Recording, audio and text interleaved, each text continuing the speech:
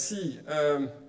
J'étais intervenu il y a un an à cette même tribune et avant de venir, j'ai regardé ce que je vous avais dit il y a un an pour m'assurer de ne pas vous répéter les mêmes choses. Et à l'époque, je m'étais alarmé du retard que notre pays prenait à l'égard du numérique. J'avais plaidé l'opportunité unique que représente le numérique pour notre nation. Et j'avais souligné les particularismes qui font que nous pourrions rejoindre assez facilement le peloton de tête, à savoir Israël, le Danemark, la Corée, les États-Unis et 2 ou 3 autres pays qui ont vraiment, particulièrement la Slovénie, particulièrement réussi dans ce domaine. Je souligne le fait qu'on dispose quand même d'une qualité de formation supérieure. On a des ingénieurs qui sont reconnus, qui sont utilisés largement dans la Silicon Valley, une expertise en design. Récemment encore, l'ANSSI a été honoré d'un premier prix mondial en termes de qualité de formation dans le domaine du design. Les mathématiques, c'est quelques-unes de nos forces qui sont tout à fait particulières. Or, je vous l'ai dit tout à l'heure, on est la 5e puissance économique et suivant les classements, on est entre la 9e et la 17e puissance économique dans le domaine du numérique. Alors que je pense même que nous devrions pouvoir monter sur le podium, c'est-à-dire faire partie des 2 ou 3 premiers pays dans ce domaine-là. Donc j'ai souhaité aujourd'hui vous apporter un message plus positif et m'attacher à vous parler de 5 thèmes extrêmement forts qui, je pense, vont changer le monde dans les années qui viennent de façon décisive. Le premier de ces thèmes, c'est la connaissance. Je crois qu'on le constate déjà au travers des 20 années au travers desquelles on a accédé aux télécommunications de masse et à l'Internet. La connaissance a changé le monde. On considère que dans les pays où il y a des opérateurs de télécom qui sont durablement établis, on rajoute à peu près 1 à 2 points de PIB, notamment dans les pays d'Afrique, grâce aux gains d'efficacité qu'amènent ces opérateurs de télécom. Au Mozambique, les rendements agricoles sont en augmentation grâce aux dispositions qui ont permis aux agriculteurs d'accéder à des conseils extrêmement simples qui vont de la météo au traitement des parasites. Et à l'autre bout de la chaîne, la connaissance, c'est aussi notre capacité à faire de l'analyse statistique sur des millions de séquençages d'ADN, des scanners médicaux qui permettent de détecter des maladies graves des années avant qu'elles ne se déclarent et de les traiter de façon préventive. Ces 2 facettes d'une même dimension qui est la connaissance et l'accès à la connaissance qui nous est permis de façon totale grâce à l'Internet. Donc il ne vous échappe pas que grâce à cette algorithmie, grâce à l'Internet, cette dimension va réellement être à la base de toutes les autres pour la transformation du monde entier. Le deuxième aspect, c'est l'éducation. L'éducation va connaître, elle a commencé à le connaître, mais ça va être tout à fait massif, je pense, pour ainsi dire aussi massif que le fait d'avoir un smartphone dans la poche, une révolution fondamentale. Il y a ici, dans cette salle, un autre champion, digital champion, que je voudrais saluer, qui est Paul-André Baran, qui est le digital champion roumain, et qui a mis en place un programme dans son pays qui facilite l'apprentissage de la lecture et le fonctionnement de librairies pour des millions de Roumains.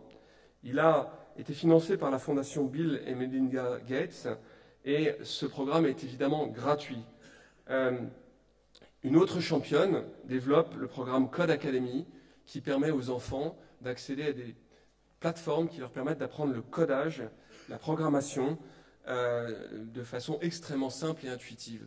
Des centaines de milliers d'enfants dans le monde ont déjà utilisé ce type de plateforme, et je pense qu'à la fin de l'année prochaine, on pourra parler de millions, voire de dizaines de millions au travers de la planète. Ces 2 programmes, au même titre que ceux du MIT, de Coursera, de la Khan Academy, vont changer la façon dont on apprend et plus radicalement encore, la méthodologie à laquelle nous apprenons. C'est d'ailleurs l'interrogation de Michel Serres, membre du comité d'orientation de Stanford, qui se demande aujourd'hui comment doivent être organisées physiquement les universités du savoir de demain. Notre monde sort de la société industrielle à grands pas, d'une époque de production taylorisée, de masse, pour entrer progressivement dans la société de la connaissance. Les pays qui feront la différence seront ceux qui permettront d'abord au plus grand nombre de disposer aisément d'une connaissance adaptée à leur niveau et de faire en sorte que la connaissance soit utile localement, là où elle est accessible. Le troisième aspect, c'est l'État. L'État a un rôle important, on vient d'en parler, mais je pense que dans les années qui viennent, les États modernes et les États en général vont radicalement changer de forme. Aujourd'hui, l'interaction des citoyens avec l'État est limitée. Certes, dans les États démocratiques, on se félicite de pouvoir voter, on peut écrire à nos élus, on peut les interpeller.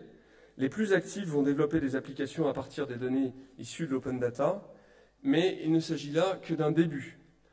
Bientôt, la transparence sera plus une option et les citoyens cesseront d'être face à l'État pour se retrouver au cœur de celui-ci. J'insiste sur cette notion de citoyen au cœur de l'État. Ils pourront participer ensemble à la définition de leur espace urbain. Ils éditeront des textes de loi en wiki ou en mode participatif. Ils seront largement consultés sur l'ensemble des sujets appelant une décision de la puissance publique et affecteront ainsi eux-mêmes une grande partie de leurs impôts. Ils réguleront des enjeux aujourd'hui laissés à la puissance publique comme le cadastre, comme on le voit déjà dans certains pays, ou la définition des horaires des services publics, la gestion et l'organisation des systèmes de santé en général. Je sais combien ces idées créent de scepticisme à l'instant où je vous parle. Pourtant, leur mise en application n'est plus qu'une question d'1 ou 2 décennies, peut-être moins. Tous les exemples que j'évoque ici sont des exemples qui ont été mis en œuvre quelque part, au moins une fois dans le monde. Le quatrième aspect, essentiel, c'est la santé. Très nombreuses sont les avancées médicales qui aboutissent au même constat. Les protocoles de soins sont aujourd'hui vétustes, reposent trop sur la chimie et ne tiennent pas compte d'un environnement extraordinairement multifactoriel. En d'autres termes, donner le même traitement à 2 personnes souffrant des mêmes maladies n'aura plus aucun sens. La connaissance précise des antécédents médicaux de l'un et l'autre des patients traités, le séquençage de leur ADN, la connaissance des environnements dans lesquels l'un et l'autre évoluent, vont permettre de faire des avancées extraordinaires en matière de qualité de soins. Pourtant, aujourd'hui, faire un séquençage génétique reste interdit par la loi en France. On peut se poser la question de savoir si nous sommes si effrayés par le progrès pour mettre des barrières de telle sorte dans notre pays. La bonne nouvelle, cependant, c'est que la santé devrait coûter beaucoup moins cher, être beaucoup plus largement accessible et être très nettement plus efficace qu'elle ne l'est aujourd'hui, ceci massivement grâce au numérique. Le cinquième aspect, c'est un aspect étonnant, mais je crois qui est très largement à l'œuvre dès à présent, c'est le changement de la structure du financement de la société et du financement de l'innovation en particulier. L'origine de cette révolution, une fois n'est pas coutume, ne vient pas exclusivement du monde de l'Internet. Il y a près de 40 ans, lorsque la Graham Bank a commencé à fonctionner, l'idée était plus de reposer sur un concept de pair à pair de proximité. C'était une révolution, et cette révolution a pu être industrialisée à grande échelle grâce à Internet. Aujourd'hui, Kickstarter, Lending Club et de nombreux autres transfèrent la qualification du risque des banques vers des foules d'experts dans des différents domaines. On assiste en conséquence à une fluidification du capital qui est de plus en plus systématiquement distribué de façon pertinente. Cela va devenir déterminant, car dans une société de l'innovation, dont les marchés sont de plus en plus, en raison même de l'existence de l'Internet, en concurrence globale, la capacité à mobiliser rapidement et facilement des quantités parfois importantes de capitaux va devenir un élément clé pour le succès des entreprises financées. Les États qui réussiront seront ceux qui parviendront à mettre en œuvre une régulation financière qui facilite l'investissement sur l'ensemble de la chaîne de valeur de création des entreprises, mais aussi sur le financement de l'économie de la consommation. Voici quelques-uns des enjeux qu'il me semblait important de porter à votre connaissance pour que nous ayons la juste mesure des challenges qu'il nous convient de relever. Nous n'avons pas de raison de craindre le progrès et de nous inquiéter des réformes nécessaires qu'il convient d'entreprendre pour parvenir à adresser ces enjeux. Il ne tient en fait qu'à nous d'être au cœur de ce nouveau système, et c'est pour ça qu'aujourd'hui, j'ai souhaité, plutôt que de faire le constat et la liste de ce qui ne fonctionne pas encore, de vous parler de ces enjeux extraordinaires qui sont parfaitement au cœur de ce que la société, et particulièrement cette société française que nous aimons tous, est à même de relever. Je vous remercie.